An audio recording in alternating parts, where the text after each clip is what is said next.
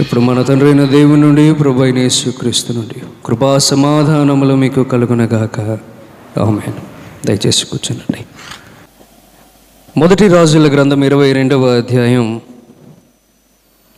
6వ వచనమును చదివి ఈరోజు వాక్య ధ్యానమును నేను ప్రారంభించాలని ఇష్టపడుతున్నాను. మొదటి రాజుల గ్రంథము 22వ అధ్యాయం 6వ వచనము. ఇశ్రాయేలు రాజు దాదాపు 400 మంది ప్రవక్తలను పిలిపించి యుద్ధము చేయుటకు రమావతి గిలాదు మీదకి పోదునా పోకుందునా అని వారిని అడిగాను. అందుకు యెహోవా దానిని రాజైన నీ చేతికి అప్పగించును గనుక పొండని వారు చెప్పిరి. కానీ యెహోషాపాతు విచారణ చేయుటకై వీరు తప్ప యెహోవా ప్రవక్తలలో ఒక్కడైనను ఇక్కడ లేడా అని అడిగాను. మొదటి రాజుల గ్రంథం 22వ అధ్యాయంలో ఇద్దరు రాజులు మాట్లాడుకుంటున్నప్పుడు యుద్ధానికి వెళ్ళాలా వద్దా అని చర్చ జరుగుతున్నప్పుడు ఒక 400 మంది ప్రవక్తలను పిలిచి వారి నుంచి యుద్ధానికి వెళ్ళొచ్చు అనేది అక్కడ మనకి రాజు మాట తీసుకున్నట్లుగా మనం చూస్తూ ఉంటాం. వారి పక్షమున యెహోవా ఉండి మాట్లాడినట్లుగా మనం చూస్తాం. కానీ యెహోషాపాతు ఈ 400 మంది కాదు, వీరిలో యెహోవా దగ్గర నుంచి విచారణ చేసి మనకు సత్యమును తెచ్చే ఒక్క ప్రవక్త అయినా ఉన్నాడా అని అడగడం మనం చూస్తూ ఉంటాం. ఆదికాండము నుంచి ప్రకటన గ్రంథము వరకు దేవుని ప్రజలు ఎన్ని రకములుగా ఉన్నా ఈ 2 వర్గాలలో మాత్రమే ఉంటారు.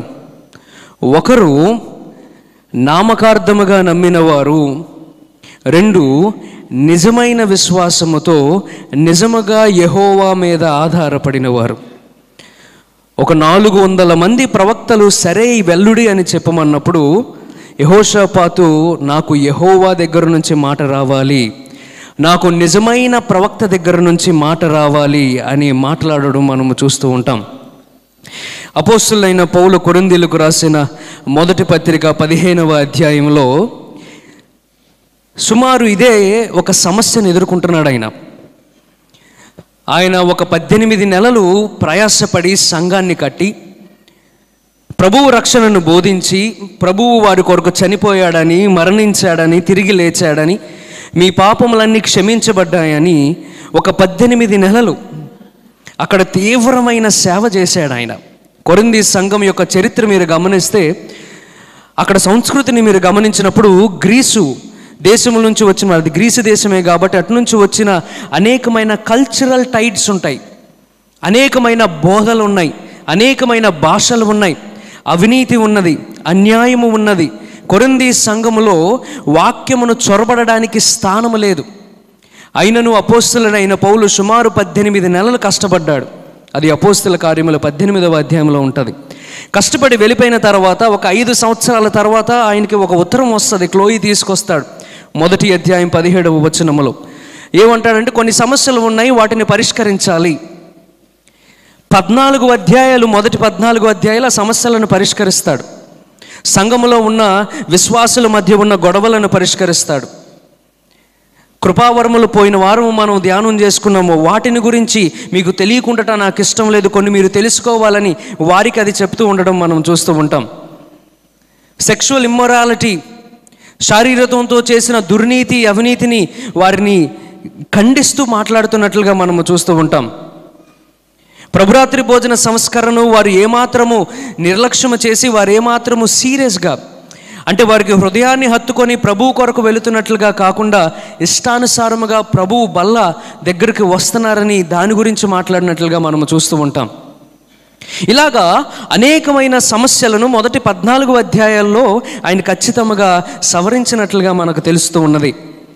15వ అధ్యాయానికి వచ్చేసరికి వారి విశ్వాసము మీద ప్రాముఖ్యమైన ఒక ప్రశ్న వారికి ఉన్నప్పుడు దానిని సమాధానపూర్వకముగా వారికి రాస్తున్నట్లుగా మనం చూస్తాం. The first 14 chapters are related to the issues of behavior. వారి స్వభావాల గురించి, వారు ఎలా ఉండాలో దాని గురించి అపోస్తలుడైన పౌలు రాస్తే వీరు దేనిని నమ్మాలో అనేది 15వ అధ్యాయంలో రాస్తున్నాడు. అసలు ఈ పత్రిక రాయడానికి కారణం ఏంటంటే, మనం ఇప్పుడు రాజుల గ్రంథంలో చదువుకున్నట్లు అనేక మంది క్రైస్తవులు ఉన్నారు, కానీ నిజమైన వారు, సరి అయిన వారు, ప్రభువుని నమ్మిన వారు తక్కువ మంది ఉన్నారు. దాని వలన ఈ పత్రికలు రాస్తున్నట్లుగా మనము చూస్తూ ఉంటాం. కాబట్టి ఈరోజు చదువుకున్న 2 లేఖన భాగాల్లో కూడా నిజముగా ప్రభువుని అంగీకరించిన వారు, నిజముగా ప్రభువుని ఆరాధించిన వారు, నిజముగా ప్రభువుని ఎరిగిన వారు ఎలా ఉంటారు అనే ఒక గొప్ప ఉద్దేశము మనకి 2 లేఖన భాగాలలో మనకి స్పష్టంగా కనబడుతూ ఉంటాయి. 15వ అధ్యాయాన్ని మొదటి 11 వచనాలు మనము చదవగా ఆలకించాం. మొదటి వచనము చదువుతున్నాను, బైబిల్లో ఉన్నవారు చూడండి. మరియు సహోదరులారా, నేను మీకు ప్రకటించిన సువార్తను మీకు తెలియబరచుచున్నాను. సహోదరులారా, నేను మీకు ఏమైతే సువార్తను నేను మీకు ప్రకటించానో మరలా మీకు నేను అది తెలియజేస్తున్నాను. ఎందుకంటే మీలో 2 రకాలైన మనుషులు ఉన్నారు. ఒకరు యూదులు ఉన్నారు, ఒకరు గ్రీకులు ఉన్నారు. వీరిద్దరూ ఆయా బ్యాక్గ్రౌండ్స్తో వచ్చారంటే వారికి కొన్ని అనుభవాలు ఉన్నాయి. వాటి నుంచి క్రైస్తవంలోకి వచ్చారు. క్రైస్తవంలోకి వచ్చి సంఘములోకి వచ్చి వారిని గలిబిలి చేస్తున్నారు. ఎలా? అసలు 15వ అధ్యాయాన్ని మీరు పూర్తిగా గమనించినట్లయితే మొదటగా 58 వచనాలు ఉంటాయి. ఈ 58 వచనాలలో ఒకే సమస్యను ఆయన పరిష్కరిస్తాడు. పునరుత్థానము.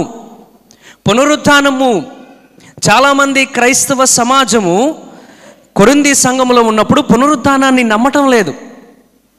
అసలు పునరుత్థానము లేకపోతే మన సంఘము లేదు, పునరుత్థానము లేకపోతే క్రీస్తు మెస్సయ్య అని అనబడడానికి వీలు లేదు, పునరుత్థానము లేకపోతే మనలో జీవము రాదు, పునరుత్థానము లేకపోతే మనము నిత్య జీవానికి వెళ్ళలేము. క్రీస్తు పునరుత్థానము క్రైస్తవత్వానికి మూలముగా ఉన్నది. ఆ మూల సిద్ధాంతాన్ని గలిబిలి చేస్తున్నట్లుగా మనం చూస్తాం. ఎందుకంటే యూదులు పునరుత్థానాన్ని నమ్మరు. వారు ఏం చేస్తారు? వాస్తవానికి 2 విషయాలు నమ్ముతారు. ఒకటి, షియోలు నమ్ముతారు. షియోల్ అంటే ఏంటి? సియోలు, దానికి అర్థం భూమి కింద ఉన్న కొంచెం అంధకారమైన భాగం. అక్కడ వెలుగు ఉండదు, శక్తి ఉండదు, సజీవులైన వారు ఉండరు, దేవుడు ఉండరు. కాబట్టి కొందరు చనిపోయిన వెంటనే అక్కడికి వెళ్ళిపోతారు అని అనుకున్నారు. సద్దుకైలనే యూదులు ఏమనుకున్నారంటే అసలు పునరుత్థానమే లేదు, శరీరము లేదు, ఆత్మ లేదు, ఏమీ లేదు, అసలు పునరుద్ధానం చనిపోయిన తర్వాత జీవమే లేదు అనుకున్నారు. కొందరు కొరింథీ సంఘములో నిజమైన విశ్వాసం లేని వారు దీనివైపు వెళ్ళిపోతున్నారు. పునరుద్ధానం లేదు, మనము చనిపోతే మనం ఎక్కడికి వెళ్ళము, ప్రభు దగ్గరికి అస్సలు వెళ్ళము, కాబట్టి నమ్మి వ్యర్థము అని వారు పరిగణిస్తున్నారు. కొంతమంది సంఘంలో గ్రీకులు ఉన్నారు. గ్రీకులు ఎక్కువగా ఏది నమ్మేవారంటే డ్యూయలిజం నమ్మేవారు. అంటే మంచి ఉంటుంది, చెడు ఉంటుంది. ఇది సంఘమును భ్రష్టు పట్టేటట్టు చేసింది. అందుకే అపోస్తులైన పౌలు ఈ అధ్యాయం రాస్తాడు. శరీరం అనేది వాస్తవానికి చెడ్డది, దుష్ట కలిగినది, లేకపోతే మంచి ఆత్మను బందీగా ఉంచినది. ఆత్మ మంచిదే, శరీరము చెడ్డది. కాబట్టి ఒకవేళ పునరుత్థానం అయితే మనలో ఆత్మ పైకి వెళ్తుంది తప్ప శరీరం వెళ్ళదు. కనుక మీరు శరీరంతో ఇహలోకంలో ఏది చేసినా పర్వాలేదు అని గ్రీకులు కొంతమంది చెప్తున్నారు. దీనికి ఎక్కువగా ప్రభావితం అయిపోతున్న కొరింథీ సంఘములో ఉన్న క్రైస్తవులను మనము చూస్తూ ఉంటాం. దేనికి ప్రభావితం అయిపోతున్నారు? శరీరముతో ఏది చేసినను పర్వాలేదు, ఆత్మ దేవుని దగ్గరికి చివరాఖరికి వెళ్ళిపోతుంది. చాలా సందర్భాలలో కొరింథీ సంఘంలోకి సమస్యలు ప్రారంభం అవ్వడానికి ప్రాముఖ్యమైన కారణము సరి అయిన పునరుత్థాన అవగాహన లేకపోవడము. పునరుత్థాన అవగాహన లేకపోవడం అంటే వాస్తవానికి వారికి సరి అయిన విశ్వాసము లేకపోవడము. It all boils down to faith, my dear friends. మీరు దేనిని నమ్ముతున్నారు అనేది మీ జీవితం ప్రభావితం అవుతుంది. యూదులున్నవారు యూదులను నమ్ముతున్నారు, గ్రీకులు ఉన్నవారు గ్రీకులను నమ్ముతున్నారు. కానీ వాస్తవానికి అపోస్తలుడైన పౌలు చేసిన బోధన ఎవరో నమ్మట్లా. అందుకే ఆయన మరలా ఒక్కసారి నేను మీకు ప్రకటించిన సువార్తను నేను మీకు ప్రకటిస్తున్నాను. ప్రపంచంలో ఏది ఉన్నాను, ఎన్ని సిద్ధాంతాలు వచ్చినా, ఎన్ని ఫిలాసఫీస్ వచ్చినా, ఎన్ని ఐడియాస్ వచ్చినా, సువార్త మాత్రం ఎప్పుడూ ఒక్కటే ఉంటుంది. Gospel remains the same. అది చాలా ప్రాముఖ్యముగా మనం అందరము తెలుసుకోవలసినది. అది ఒక్కసారి మరలా కొరింథీ సంఘానికి జ్ఞాపకం చేస్తున్నాడు. ఆయన అంటున్నాడు, మరియు సహోదరులారా. ఆ మాట చాలా ప్రాముఖ్యమైనది. వాస్తవానికి వారు తప్పులు చేస్తున్నారు, వారి ఇష్టానుసారంగా బ్రతుకుతున్నారు. అయినా అపోస్తులైన పౌలుకి కోపం ఏమి రావట్లా. సహోదరులారా అనే మాటకి గ్రీకులో అడల్ఫస్ అనే మాట ఉన్నది. అడల్ఫస్ అనే మాటకు అర్థం ఏంటంటే coming from a same womb, అంటే ఒకే గర్భములో నుంచి వచ్చిన వారము. పునరుత్థానాన్ని వారు నమ్మక, క్రీస్తుని నమ్మక, నిజమైన విశ్వాసములో ఉండక, వారి ఇష్టానుసారముగా బ్రతుకుతున్నను అపోస్తులైన పౌలు ప్రేమతో మాత్రమే మాట్లాడుతున్నారు. అందుకే 13వ అధ్యాయం ఆయన రాసినప్పుడు ఊరకనే రాయలేదు. ఆయన ప్రేమ కలిగి ఉండుడి, అన్నిటికన్నా ప్రాముఖ్యమైనది ప్రేమయే. కాబట్టి ప్రేమతో కొరింథీ సంఘానికి మరలా కొన్ని విషయాలు జ్ఞాపకం చేస్తున్నాడు. మీరు విశ్వాసంలో దిగజారిపోతున్నారు, మీరు పునరుద్ధానం గురించి తెలుసుకోక, విశ్వాసంలో నిలకడగా ఉండక దేవునికి దూరం అయిపోతున్నారు. కాబట్టి నేను మీకు ప్రకటించిన సువార్తను నేను మరలా మీకు ప్రకటిస్తున్నాను. 2వ వచనం, అందుకే మీరు దానిని అంగీకరించితిరి, దాని యందే నిలిచి ఉన్నారు. మీ విశ్వాసము వ్యర్థమైతేనే కానీ నేను ఏ ఉపదేశ రూపముగా సువార్త మీకు ప్రకటించితనో ఆ ఉపదేశమును మీరు గట్టిగా పట్టుకొని ఉన్న ఎడల ఆ సువార్త వలననే మీరు రక్షణ పొందువారై ఉందురు. నిజమైన విశ్వాసం గురించి మనం మాట్లాడుకుంటున్నాము. ప్రాముఖ్యముగా విశ్వాసం గురించి ఖచ్చితంగా మనం కొన్ని ప్రాముఖ్యమైన సత్యాలు తెలుసుకోవాలి. వీరు విశ్వాసంలోనూ ఎదగకుండా, వారికి ఇవ్వబడిన వాక్యాన్ని పట్టుకోకుండా, వారు వేరే వాటిని పట్టుకోవడం వల్ల వారు విశ్వాసంలో దిగజారిపోతున్నారు. వారి విశ్వాసం వ్యర్థమైపోతున్నది. 15వ అధ్యాయము 12వ వచనము నేను చదువుతున్నాను. బైబిల్ ఉన్నవారు చూడండి.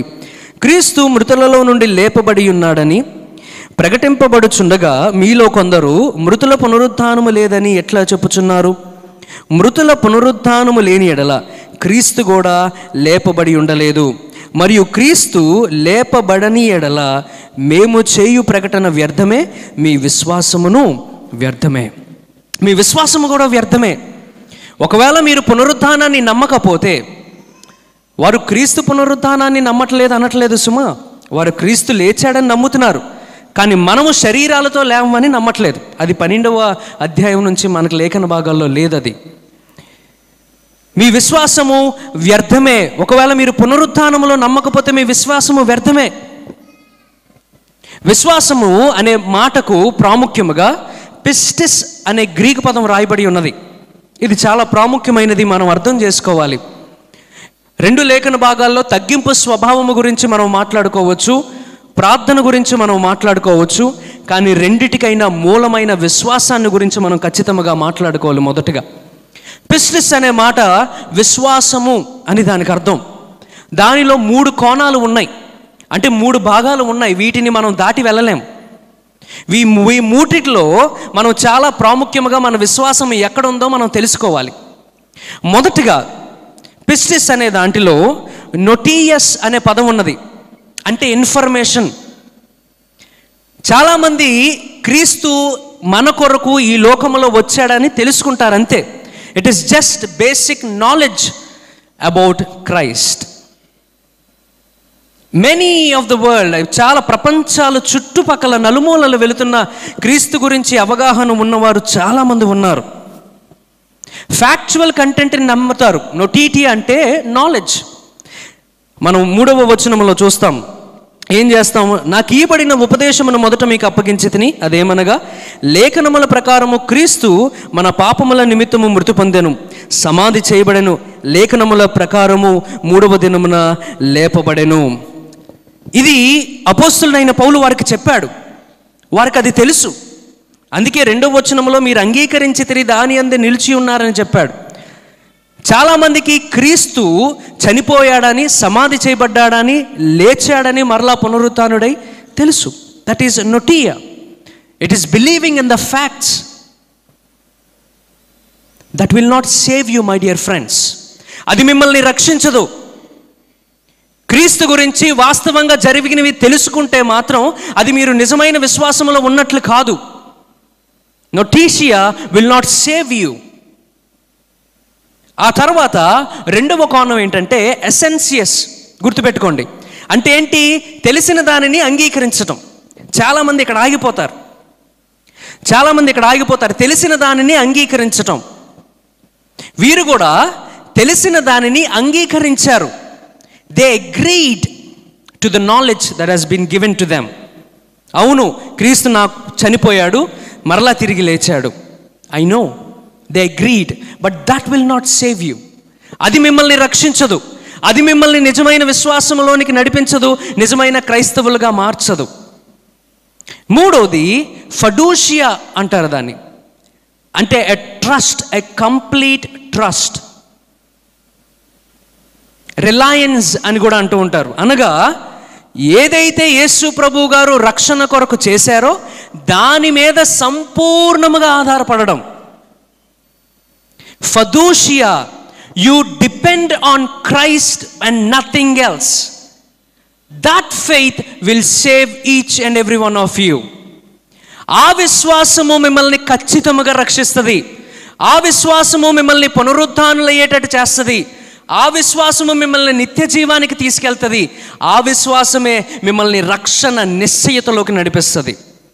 ఫదూషియా, కంప్లీట్ డిపెండెన్స్ ఆన్ గాడ్. దీనిని మనం కొరింథీ సంఘంలో ఉన్నవారు ఎసెన్సెస్ దగ్గర ఆగిపోయారు.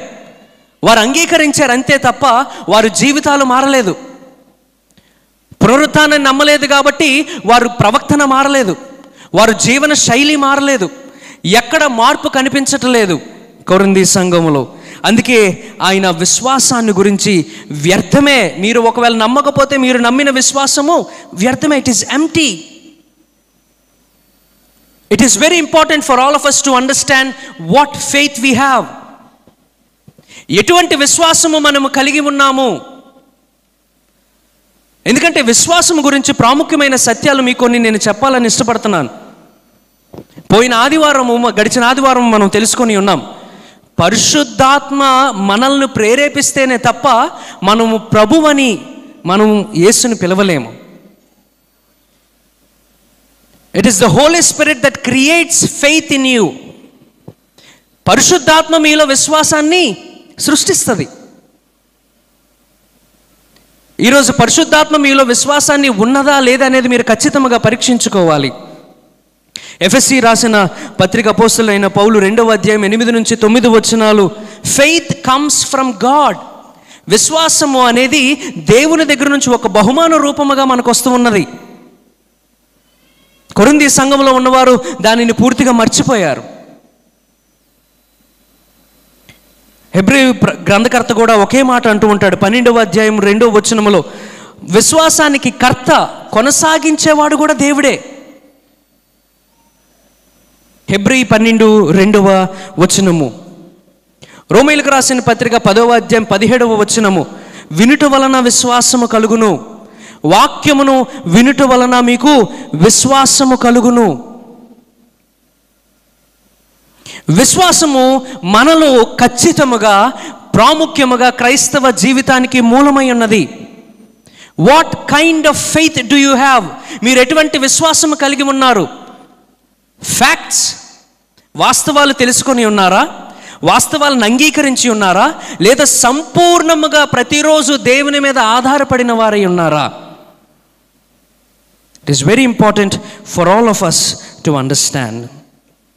ఎందుకంటే విశ్వాసం లేకపోతే సువార్తను మనం అంగీకరించలేము. ఆయన మరలా ఏం చేస్తున్నాడు? వారికి సువార్తను ప్రకటిస్తున్నాడు. సువార్తను ప్రకటించాలంటే వారు ప్రకటిస్తున్నప్పుడు నమ్మేటట్టు ప్రజలు ఉండాలి. వారు నమ్మాలంటే వారిలో నిజమైన విశ్వాసము ఉండాలి. సువార్తను గురించి ప్రాముఖ్యమైన విషయాలు 15వ అధ్యాయం మొదటి 11వ వచనాల్లో అపోస్తలుడైన పౌలు మనకు తెలియజేస్తున్నాడు. పత్రికలు మీరు గమనించండి, సువార్తల కన్నా ముందు రాయబడి ఉన్నాయి. పునరుత్థానము అపోస్తలుడైన పౌలు మొట్టమొదటగా రాశాడు, ఇదే అధ్యాయం. దీని తర్వాత సువార్తలన్నీ వచ్చాయి. కాబట్టి దీనిని చదివిన వారు ఖచ్చితంగా నిజమైన విశ్వాసములోకి రావాలి. క్రీస్తు కొరకు 400 మందులు అటు ఉన్నను ఎటు ఉన్నను ఎవరున్నను లేకపోయినా క్రీస్తు కొరకు నిలబడాలి అని అనుకున్న వారికి ఈ 15వ అధ్యాయం రాస్తున్నట్లుగా మనము చూస్తూ ఉంటాం. కాబట్టి సువార్త ఆయన ప్రకటిస్తున్నాడు, మరలా సువార్తను ప్రకటిస్తున్నాడు. మీకు ఫదూషియా ఉండాలి, నిజమైన విశ్వాసం ఉండాలి, రక్షించే విశ్వాసం ఉండాలి. దేనిని మీరు నమ్మాలి? విశ్వాసం దేనిలోని? మీరు దేనిని నమ్మాలి? ఆయన 3వ వచనం అంటున్నాడు, నాకు ఇయ్యబడిన ఉపదేశము మొదట మీకు అప్పగించితిని, అదేమనగా లేఖనముల ప్రకారము క్రీస్తు మన పాపముల నిమిత్తము మృతి పొందెను, సమాధి చేయబడెను, లేఖనముల ప్రకారము 3వ దినమున లేపబడెను. ఇది అపోస్తలుడైన పౌలు ప్రకటించిన సువార్త. మొట్టమొదటిగా వారికి ప్రకటించిన సువార్త. 6 ప్రాముఖ్యమైన విషయాలు ఈ ఒక్క వచనము నుంచి నేను మీకు చెప్పాలని ఆశపడుతున్నాను. మొదటిగా, the gospel is a divine initiative. సువార్త అనేది మీరు 3వ వచనమును చూసినా 2వ వచనమును చూసినా అది దేవుని సంకల్పము చొప్పున వచ్చినది. మీకు విశ్వాసము దేవుని ద్వారా ఇవ్వబడినది, సువార్త కూడా దేవుని ద్వారా ప్రారంభించబడినది. అది ఏ మానవుడు ప్రారంభించలేదు. అందుకే అపోస్తలుడైన స్పష్టంగా చెప్తున్నాడు, ఇది నాకు ఇయ్యబడినది, నేను దీన్ని సృష్టించలేదు, ఈ సువార్తను నేను ఎక్కడి నుంచో తీసుకొచ్చి మీకు చెప్పలేదు, నాకు ఇయ్యబడినది. I am not the originator or inventor of faith, of good news, but it has been given to me. మొట్టమొదటిగా మనం తెలుసుకోవాల్సింది, సువార్త దేవుని ప్రణాళిక. అది ఆదికాండము 3వ అధ్యాయం 15వ వచనంలో వేయబడినది. నోవాహును మనం నమూనాగా మనం చూస్తూ ఉంటాం, అబ్రహాములో ఒక ప్రణాళికను మనం చూస్తూ ఉంటాం, ఇస్సాకులో ఒక ప్రణాళికను మనం చూస్తాం, ఇత్తడి సర్పమందు ఒక ప్రణాళికను మనము చూస్తాం. పాత నిబంధన మలాకీ గ్రంథము వరకు యేసు ప్రభు గారి గురించి, ఆయన తెచ్చు రక్షణ గురించి దేవుడు ప్రణాళిక చేసి ఉన్నాడు. So this is God's plan, my dear friends. పునరుత్థానాన్ని మీరు నమ్మట్లేదు, కానీ మీకు ప్రాముఖ్యంగా ముందుగా కొన్ని విషయాలు చెప్తున్నాను. సువార్త అనేది దేవుని నిర్ణయము. God had a plan. ఒకవేళ ఆయన కానీ ఉద్దేశించకపోతే ఆ సమయంలో ఈరోజు మనకు సువార్త ఉండేది కాదేమో. అందుకే నాకు ఇయ్యబడినది నేను మీకు ప్రకటిస్తున్నాను. దేవుడు ఆయన ప్రత్యక్షత దమస్కు మార్గంలో ఇచ్చాడు. అక్కడ నుంచి వచ్చిన ప్రత్యక్షత అవ్వచ్చు, అపోస్తలుల దగ్గర నుంచి వచ్చిన ప్రత్యక్షత అవ్వచ్చు, ఏదైనాను అది దేవుని దగ్గర నుంచే వచ్చినది. మీ విశ్వాసము దేవుని దగ్గర నుంచే వచ్చినది, గుర్తుపెట్టుకోనండి. మీ సువార్త, మనకి రక్షించే సువార్త కూడా దేవుని దగ్గర నుంచే వచ్చినది. రెండవది, the gospel is an historical event. సువార్త అనేది వాస్తవానికి జరిగినది, అది ఒక కల్పిత కథ కాదు. దానిని మనం ఉద్దేశించాలంటే 4వ వచనములో ఉంటాడు, లేఖనముల ప్రకారము 3వ దినమున లేపబడెను, ఆయన కేఫాకును తరువాత 12 కనబడెను, అటుపిమ్మట 500కి ఎక్కువైన సహోదరులకు ఒక సమయమందే కనబడెను. వీరిలో అనేకులు ఇప్పటి వరకు నిలిచి ఉన్నారు, కొందరు నిద్రించిరి. తరువాత ఆయన యాకోబుకును అటు తర్వాత అపోస్తలకు అందరికీ కనబడెను. The gospel is a historical fact. The gospel అంటే 3వ వచనము, ఆయన మృతి పొందాను, తిరిగి లేచాను. It is a historical fact. అందరూ చూసి ఉన్నారు. There are eye witnesses to the gospel. చాలామంది దీనిని నమ్మలేక ప్రస్తుతానికి వదిలేస్తున్నారు. కానీ this is not a myth. ఇది అబద్ధమైనది కాదు, ఇది వాస్తవానికి జరిగినట్లుగా మనము చూస్తూ ఉంటాం. వారందరూ ఏదో భ్రమలోను మాయలో బ్రతకలేదు. యేసు ప్రభు వచ్చారని, యేసు ప్రభువుని వాస్తవానికి శరీర రూపముగా చూశారు. అది జరిగినది. It is a historical fact. మూడవది, the gospel is a divine achievement. ఇది చాలా ప్రాముఖ్యమైనది. అది ప్రభువు చేత పూర్తి చేయబడినది. సువార్త అనేది మనము గమనించినప్పుడు అక్కడ ఏ మానవుడు అందులో ఉండడానికి వీలు లేవు. మనం ఏదైనా కాంట్రిబ్యూట్ చేసామంటే సువార్తకు మన పాపము తప్ప మనం ఇంకేమి కాంట్రిబ్యూట్ చేయలా. It is all divine accomplishment. సమస్తము ఆయన చేసినదే. మన పాపముల కొరకు ఆయనే చనిపోయాడు, మన పాపముల కొరకు ఆయన సమాధి చేయబడ్డాడు, మన పాపముల కొరకు తిరిగి లేవబడ్డాడు. It is all his accomplishment. సువార్త ఆయన చేసినది మీరు జ్ఞాపకం ఉంచుకోవాలి. మన పాపములు, కొలస్సీ రాసిన పత్రిక 2వ అధ్యాయం 14వ వచనములు అంటాడు, మన పాపములను ఆయన కప్పి ఉన్నాడు. రోమా పత్రిక 8వ అధ్యాయం 3వ వచనములో దేవుని ఉగ్రతను క్రీస్తు శిలువ ద్వారా తీసివేశాడు. యోహాను సువార్త 3:16 మనకి నిత్య జీవాన్ని కూడా ఆయనే ఇచ్చాడు. పాపమును తీసేది ఆయనే, పాపమును కప్పేది ఆయనే, ఉగ్రతను తొలగించేది ఆయనే, వాస్తవానికి నిత్య జీవాన్ని కూడా పొందుకున్నది ఆయనే, మనకిచ్చింది ఆయనే. మనం ఎక్కడ లేము. It is a divine achievement. అందుకే ఒక దైవజనుడు అంటూ ఉంటాడు, salvation is extra noise, it is out side of you. నీలో అది లేదు, నువ్వు అది సాధించలేదు, అది నీ బయట ఉన్నది.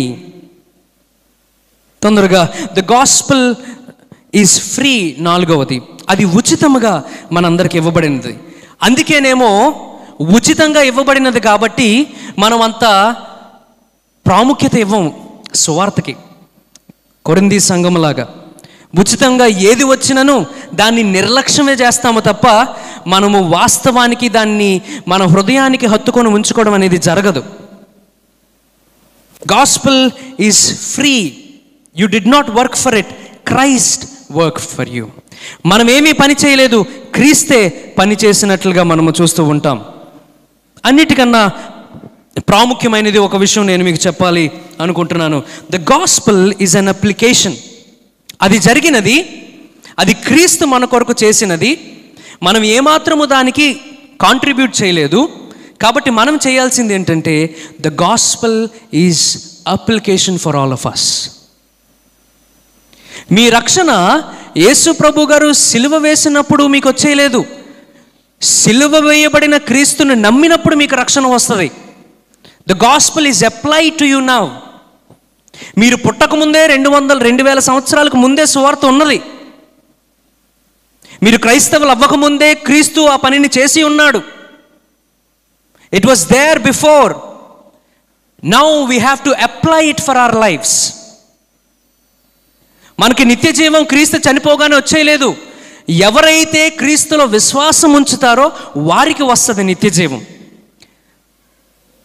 పాపక్షమాపణ క్రీస్తు మరణించిన వెంటనే రాలేదు. ఎవరైతే ప్రభువు దగ్గరికి వెళతారో వారికి వస్తుంది పాపక్షమాపణ.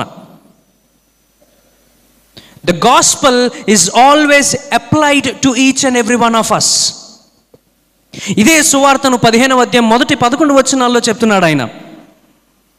అది నిజమైనది, అది నిజమైన మనుషులు చూసినది, అది మనం ఖచ్చితంగా నమ్మదగినది, మనల్ని రక్షించేది, నిత్య జీవానికి తీసుకెళ్లేది సువార్త. కాబట్టి you have to believe in the gospel of Jesus Christ అని కొరింథీ సంఘానికి చెప్తున్నారు. మీరు యేసు ప్రభు యొక్క సువార్తను నమ్మండి. చాలామంది నమ్మలేక నశించిపోతున్నారు, నమ్మలేక నిజమైన క్రైస్తవ జీవితము బ్రతకలేకపోతున్నారు. So you have to believe in the gospel of Jesus Christ. చాలా ప్రాముఖ్యమైన విషయాలు అపోస్తులైన పౌలు చెప్పాడు మనకి. ఈరోజు మన విశ్వాసం ఎలా ఉన్నదో మనం ఖచ్చితంగా పరీక్షించుకోవాలి. ఎందుకంటే మనం చదవబడిన సువార్త లేఖన భాగమును మనం గమనిద్దాం. లూకా సువార్త 18వ అధ్యాయం 9వ వచనము నుంచి 14వ వచనము వరకు మనం చదువుగా ఆలకించాం. అక్కడ మనకి సుంకరి కనిపిస్తూ ఉన్నాడు, పరిసయ్యుడు కనిపిస్తూ ఉన్నాడు. సుంకరి కూడా ఈ దేవుని నమ్మాడు, పరిసయ్యుడు కూడా దేవుని నమ్మాడు. ఇద్దరు యూదులే, ఇద్దరు మందిరానికే వెళ్ళారు ప్రార్థన చేయడానికి. ఇద్దరికి దేవుని గురించి ఖచ్చితముగా వాస్తవాలు తెలిసే ఉన్నవి. కానీ ఇరువురు ప్రార్థనను ఆయన ఆలకించలేదు. ఒక్కరి ప్రార్థనే ఆలకించాడు ఆయన. ఎందుకంటే మొదటగా పరిసయ్యుడు మనం చూద్దాం. పరిసయ్యుడు దేవుని ధర్మశాస్త్రాన్ని ఎరిగినవాడు, నీ నిబంధనలు ఖచ్చితంగా పాటించేవాడు, ఉపవాసం ఉంటాడు, ప్రార్థన చేస్తాడు, దేవుని కొరకు అన్ని రకాలైన కట్టడలను అనుసరించేవాడు. ఆయనలో ఏ పాపమో ఇంత కూడా మనకి కనిపించదేమో. అంటే పరిసయ్యుడికి ఎటువంటి విశ్వాసం ఉన్నది? నొటీషియా ఉన్నది విశ్వాసం, తెలుసు అన్నీ, దాన్ని అన్నీ అంగీకరించాడు, ఎసెన్సెస్ ఉంది. కానీ ఫడూషియా ఆయన దగ్గర లేదు. అంటే రక్షించే సువార్త ఆయనకి తెలియదు, రక్షించే విశ్వాసం ఆయన దగ్గర లేదు. పరిసయ్యుడు నీతిమంతుడుగా అనుకొని ప్రభు దగ్గరకు వచ్చి ప్రార్థన చేస్తున్నాడు. ప్రభువా, నేను ఈ రీతిగా నేను బ్రతుకుతూ ఉన్నాను, నేను వ్యభిచారుల వలె కాక, సుంకరుల వలె కాక, అవినీతి పరుల వలె కాక నీ కొరకు నేను బ్రతుకుతున్నాను. నేను నీతిగా బ్రతుకుతున్నాను కాబట్టి నా నీతిని ఆధారము చేసుకొని నీ ముందు నేను ధైర్యంగా నించుంటున్నాను. కానీ వాక్యము నేను మీకు ముందు చెప్పినట్లుగా విశ్వాసము దేవుడిచ్చినదే, రక్షణ దేవుడిచ్చినదే, సమస్తము దేవుడిస్తే సరి అయిన విశ్వాసము లేకపోతే తప్పుదోవ పడడానికి ప్రాముఖ్యమైన విషయం ఇదే. వారికి వాస్తవాలు తెలుసు కానీ వారికి ఏమి తెలియదు? రక్షణార్థమైన విశ్వాసము తెలియదు. అప్పటికి యేసుప్రభు గారు రాలేదు కాబట్టి రక్షణ లేదు అని మీరు అనుకోవచ్చు. But no, the word of God is with them. వారు బాహ్యంగా ఉండడానికి ఇష్టపడుతున్నారు తప్ప అంతరంగాన్ని చూసుకోవడానికి, గమనించడానికి ఏమాత్రం ఇష్టపడటం లేదు. ఈరోజు పరిసయ్యులలాగా అనేక మంది ఉన్నాం మనం. నిజమైన విశ్వాసము లేక, దేవుని మీద సంపూర్తిగా ఆధారపడి ఆయన కొరకు బ్రతికే విశ్వాసము లేక పరిసయ్యులలాగా ఉండిపోతున్న క్రైస్తవులు చాలామంది ఉన్నారు. అంటే స్వనీతిని ఆధారము చేసుకొని బ్రతికే క్రైస్తవులు ఉన్నారు. వాక్యము స్పష్టముగా సెలవిస్తూ ఉన్నది, మీరు చేసిన కార్యముల వల్ల, మీరు ఉన్న పరిస్థితిని బట్టి, మీరున్న స్థితిగతులను బట్టి, మీ భక్తి శ్రద్ధలను బట్టి, మీ సంఘానికి వచ్చే పరిస్థితిని బట్టి, దేనిని బట్టి మీకు రక్షణ నిశ్చయత ఉండదు. అది దేవుడు అనుగ్రహిస్తేనే తప్ప ధైర్యముగా తెగించి దేవుని సన్నిధికి రాలేము. ప్రస్తుతానికి దేవుని భక్తి కనుమరుగైపోతూ ఉన్నది. సువార్తను పూర్తిగా నమ్మట్లేదు కాబట్టి మనం చాలా చక్కగా తెగించి వచ్చేస్తున్నాము దేవుని సన్నిధికి. ఈరోజు మీరు చదివిన సంగ్రహ ప్రార్థన ఒకసారి చూస్తారా? ఆంధ్ర క్రైస్తవ కీర్తనల పుస్తకంలో 244వ పేజీలో ఉన్నది. 244వ పేజీలో ఉన్నది సంఘ ప్రార్థన. అందులో ఒక మంచి మాట ఉంటుంది, మా మనస్సాక్షి భయపడుచున్నదో, దేని గురించి భయపడుచున్నదో వాటిని క్షమించి యేసుక్రీస్తు నీతి మధ్యవర్తముల ద్వారా తప్ప మరి దేనిని బట్టి అయినను మేము అడుగట్టుకు తెగింపమలేని మంచి ఈవులు అనుగ్రహించమని నీ కరుణా సమృద్ధి మా మీద ఉంచమని అడుగుతున్నాం. యేసుక్రీస్తు నీతి మధ్యవర్తిత్వముల ద్వారా తప్ప దేనిని బట్టి అయినను మేము అడుగట్టుకు తెగింపలేము. యేసుక్రీస్తు మధ్య ఉంటేనే తప్ప మేము దేనిని అడగలేము. అలాంటిది పరిసయ్యుడు దేవునిని మధ్య పెట్టలేదు, దేవునికి ప్రార్థన చేయలేదు, ఆయనకు ఆయనే ప్రార్థన చేసుకున్నాడు. ఆయనకు ఆయనే ప్రార్థన చేసుకున్నాడు. నేను ఇది చేశాను, నేను అది చేశాను దేవా, 2 సార్లు నేను ఉపవాసం ఉన్నాను. వాస్తవానికి బైబిల్ ఒకసారే చెప్తుంది, పాత నిబంధన 2 సార్లు ఉన్నాను, నేను కావలసిందంతా నేను నీకు ఇచ్చాను అని మాట్లాడుతూ ఉన్నాడు. ఎంత అహంకారపూర్వకముగా దేవుని దగ్గరికి అపోస్తలుడు పరిసయ్యుడు వచ్చినట్లుగా మనం చూస్తాం. That will not save you my dear friends. అది మనల్ని రక్షించదు. ఆ స్వభావము దేవుని దగ్గర నుంచి మనకి ఏదీ తీసుకురాదు.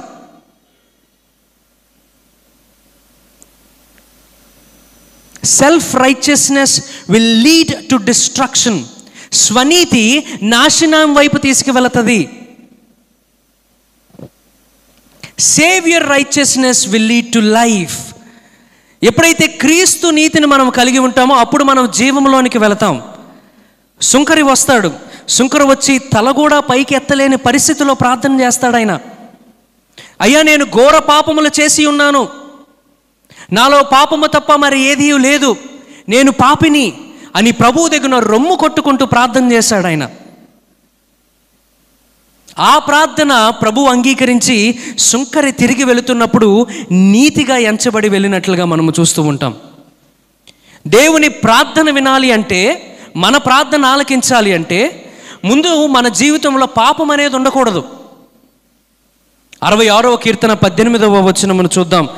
66వ సంకీర్తన 18వ వచనమును నేను చదువుతున్నాను.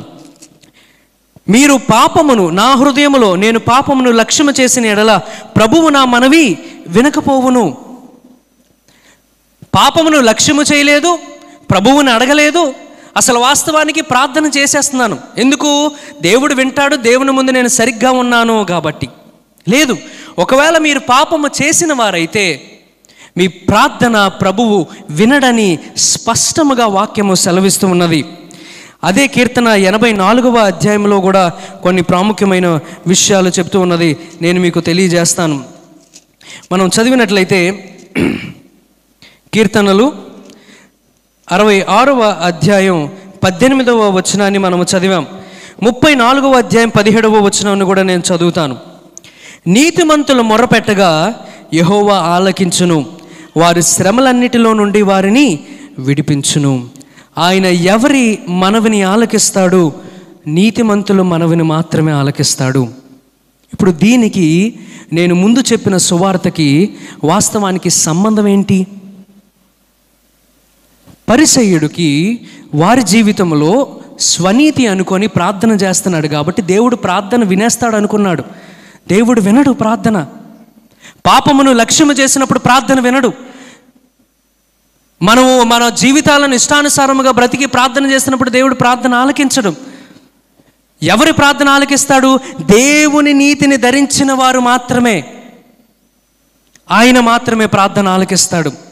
దేవుని నీతిని ధరించడం అంటే దేవుని మీద సంపూర్ణముగా ఆధారపడము, ఫదూషియ విశ్వాసము కలిగి ఉండడము. అది అపోస్తలుడైన పౌలు కలిగి ఉన్నట్లుగా మనము చూస్తూ ఉంటాం. 15వ అధ్యాయం 1 కొరింథీ పత్రిక 7వ వచనము. తరువాత 8వ వచనము చదువుతున్నాను. అందరికీ కడపటి అకాలమందు పుట్టినట్టున్న నాకును కనబడెను.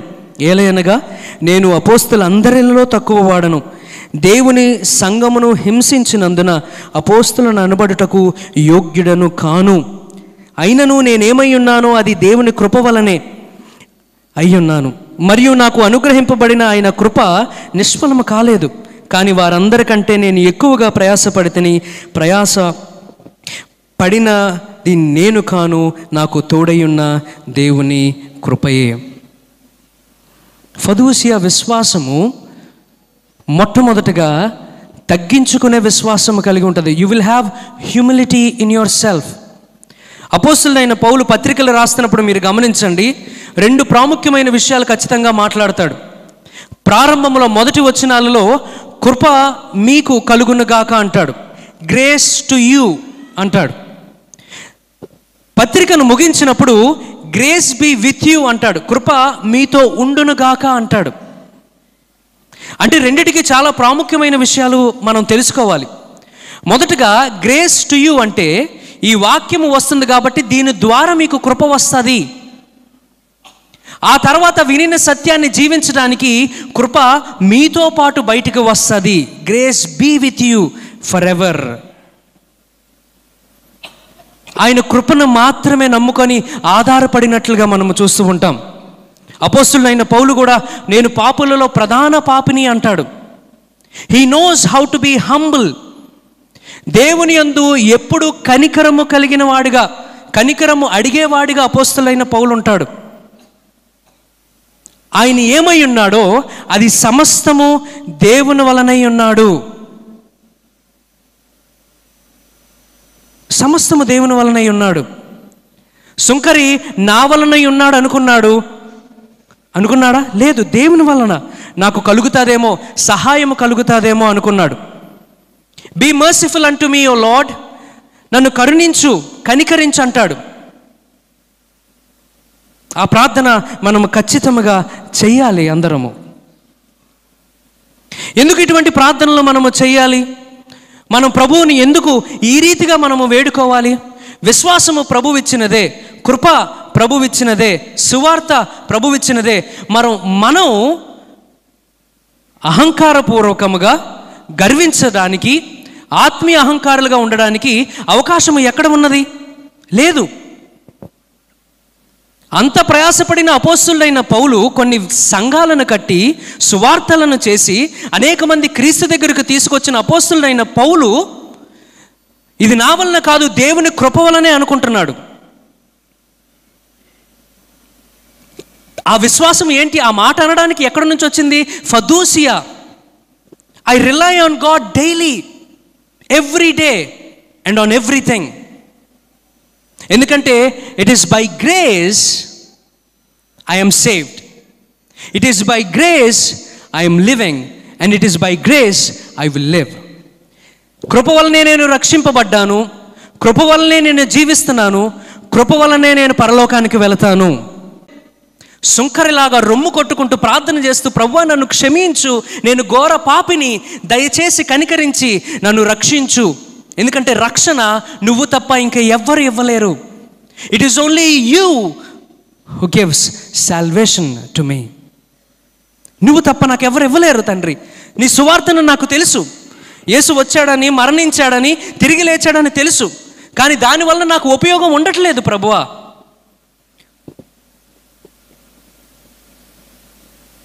Very important to understand.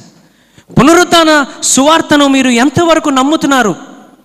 పునరుత్థాన సువార్తను నమ్మాలంటే మీకు విశ్వాసం ఖచ్చితంగా బలమైనది ఉండాలి. ఆ విశ్వాసం లేక అనేక మంది నశించిపోతున్నారు ఈరోజు దేవుని జనాంగమా. ఈరోజు మనం అలాగా ఖచ్చితంగా ఉండకూడదు అని ప్రభువు సెలవిస్తున్నట్లుగా మనం చూస్తూ ఉంటాం. It is high time to think about our faith. ఎలా ప్రార్థన చేస్తున్నాం అనేది ఖచ్చితంగా మనం గమనించుకోవాలి. ఇది స్పష్టంగా అక్కడ సువార్త లేఖన భాగంలో ఉన్నది. దేవుని కృప మీద ఆధారపడే విశ్వాసము నీకున్నదా? నీ జీవితంలో సమస్యలను ఎదుర్కోవడానికి దేవుని కృప మీద ఆధారపడే విశ్వాసము నీకున్నదా? అపోస్తులైన పౌలుకున్నది. కొరింథీ సంఘములో నానా కష్టాలు ఉన్నాయి, నాలాంటి అల్పుడునైనా దేవుడు కనికరించాడు. సంఘముని హింసించిన వాడిని దేవుడు కనికరించాడు. దేవుని గురించి చంపాలి అనుకున్న వాడిని దేవుని కనికరించాడు. కొరింథీ సంఘమా, దేవుడు మిమ్మల్ని కూడా కనికరిస్తాడు. ఈరోజు మనమందరం కూడా దేవుడు మిమ్మల్ని కూడా కనికరిస్తాడు. ఎంత ఘోర పాపినైనా దేవుడు క్షమించగలడు.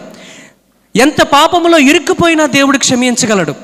కేవలము మీరు ప్రార్థన చేసి రొమ్ము కొట్టుకున్నట్లయితే ప్రభువు మీకు ఫదూసియా ఇస్తాడు, రక్షించే విశ్వాసం మీకుంటుంది. అప్పుడు 400 మందిలో కాదు, ప్రపంచాన్ని ఎదిరించగలిగిన ఒక్కరుగా మీరుంటారు. You need to have fiducia in your life my dear friends. ఎవరు ఇక్కడ ఉన్నవారు ఎవరు ఉన్నా దేవుని జనాంగమా, దేవుని సముఖమందు మీరు తగ్గించుకొని, ప్రభువా నన్ను క్షమించు, తల ఎత్తడానికి కూడా నేను యోగ్యుని కానని ఏనాడైనా ప్రార్థన చేశారా? తల ఎత్తడానికి కూడా యోగ్యుని కాను. నో.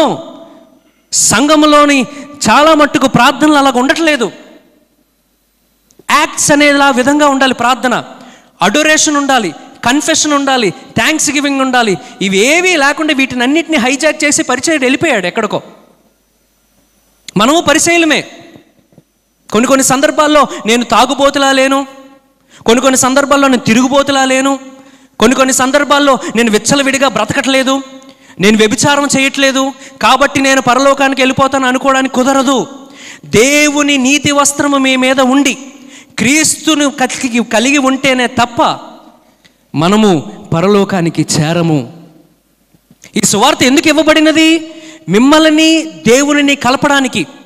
అందుకే స్పష్టంగా లేఖనాల ప్రకారము అపోస్తులైన పౌలు చెప్తున్నాడు, లేఖనాల ప్రకారము మన పాపములను క్షమించడానికి వచ్చాడు ఆయన. పాపము మీకు దేవునికి ఉన్న సంబంధం తీసివేసింది.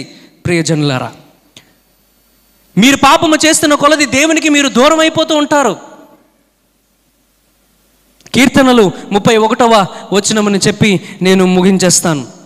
కీర్తనలు 31వ అధ్యాయము, ఒకసారి బైబిల్ ఉన్నవారు చూడండి. కీర్తనలు 31వ అధ్యాయము 8వ వచనము చివరి భాగము. నా దోషమును బట్టి నా బలము తగ్గిపోచున్నది, నా ఎముకలు క్షీణించుచున్నవి.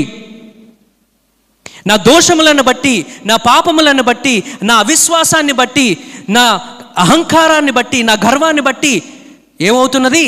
ఎముకలు, నా బలము తగ్గిపోతున్నది. నా బలము తగ్గిపోతుందంటే దానికి అర్థం ఏంటి? 18వ అధ్యాయం 1వ వచనము చూడండి. 18వ అధ్యాయం 1వ వచనము, యెహోవా నా బలమా. ఎవరు నా బలము? యెహోవా నా బలము.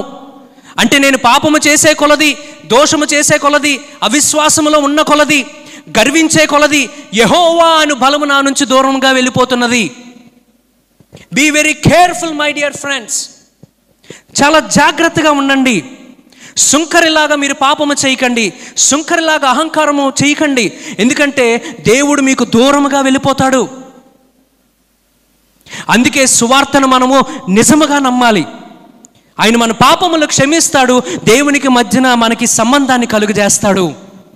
He will give us back, bring us back to the fold of God. అదే కొరింథీ సంఘానికి చెప్తున్నట్లుగా మనము చూస్తూ ఉంటాం. So what is your faith? ఎలా ఉంది నీ విశ్వాసము? అపోస్తలుడైన పౌలు, నేనేమై ఉన్నానో, నేను ఎంత కష్టపడ్డానో అది దేవుని కృప. ఈరోజు మీ నోటి నుంచి దేవుని కృప అనే మాట ఎంత తొందరగా వస్తుందో చూడండి. నా తెలివి, నా పరిపక్వత, నా ఆలోచన, నా సామర్థ్యము, నా ధనము, నా సిరి సంపదలు, వీటి వల్ల కాదు మీరు గర్వించాల్సింది. మీరు గర్వించాల్సింది దేవుని కృప వలన మాత్రమే. That is very important. కాబట్టి ఈరోజు మన జీవితాలను మనం పరీక్షించుకుందాం. పరిసైడ్లాగా మీ స్వనీతిని మీరు ఆధారం చేసుకుంటున్నారా? సుంకరలాగా దేవుని మీద ఆధారపడుతున్నారా? పేతురు కూడా దేవుని మీద ఆధారపడ్డాడు. పేతురు 3 సార్లు అబద్ధం చెప్పాడు, నాకు ఈ ప్రభువు తెలియదని. కానీ ప్రభువు మొట్టమొదటిగా పేతురికే ఎదురయ్యాడు. యాకోబు నాకు నచ్చదు, యోహాను 4:7 అంటాడు. నమ్మలేదు యేసు ప్రభువుని, కానీ యాకోబు కూడా అక్కడ ఉన్నాడు. అపోస్తలుడైన పౌలు హింసించాడు, కానీ అక్కడ ఉన్నాడు. వారందరూ ఉన్నారు. ఈరోజు వారందరూ ప్రభువుని నిందించిన వారే, ప్రభువుని బాధ పెట్టిన వారే, పాపము చేసిన వారే. కానీ ఈరోజు సంఘమును కట్టిన వారయ్యారు. ఈరోజు మీ అందరూ పాపము చేసిన వారే, నేను పాపము చేసిన వాడనే, ద్రోహము చేసిన వాడనే, అవినీతిగా ఉన్నవాడనే. కానీ మనం సంఘము కట్టిన వారముగా మనం ఉండాలి. ఈరోజు మనమందరము మనల్ని మనం తగ్గించుకొని ప్రభువు సన్నిధిలో రొమ్ము కొట్టుకుంటూ పాపములు క్షమించమని అడిగి, దయచేసి ప్రభువా నీ కృప ద్వారా తప్ప ఇంకా దేని మీద నేను ఆధారపడను, నన్ను నడిపించు, నన్ను బ్రతికించు, నన్ను నిత్య జీవానికి తీసుకెళ్ళు అని అడిగి ఇక్కడ నుంచి ధైర్యముగా మీరు విశ్వాసములో ఎదగడానికి ప్రభువు మీకు ఇప్పుడు ఎల్లప్పుడూ సదాకాలము తోడయుండి కాపాడి సంరక్షించును గాక. ఆమేన్. సమస్త జ్ఞానానికి మించిన దేవుని సమాధానము మీ తలంపులకును మీ హృదయములకును యేసుక్రీస్తు వలన కావలి ఉండును గాక. ఆమేన్.